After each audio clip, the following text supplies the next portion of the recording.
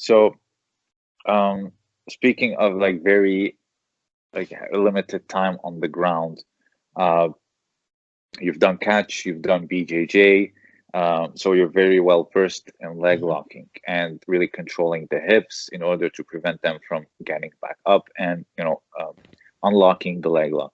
So, do you think that leg locks can or like are imperative in a self-defense situation, or is there a particular scenario where like the best thing you can possibly do is go for the legs? Almost never.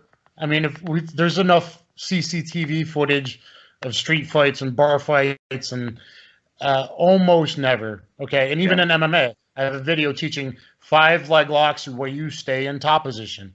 Even in MMA one-on-one, it's more preferable to go for a leg lock where you maintain top position, or only go for giving up position in the last 30 seconds of the round. In a street fight scenario, you have to worry about multiple opponents and weapons.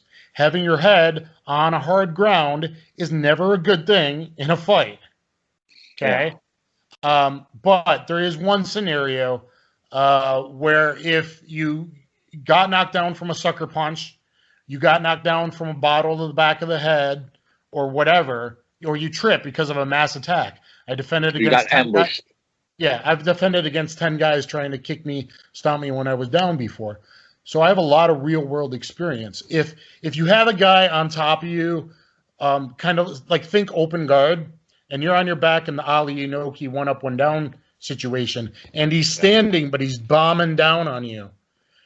At that point, and you see me do this in MMA sparring and grappling sparring all the time, at that point, you can leg lace the leg and go for a heel hook. And I think Dean Lister has, or one of the original 12 under Hickson, I think one of those guys have actually done it in a bar fight.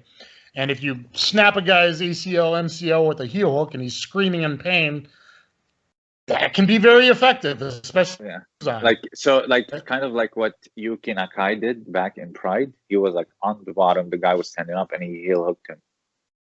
Yeah, I think so. Okay. I can remember the finish, but not the entry. But it was a single leg X.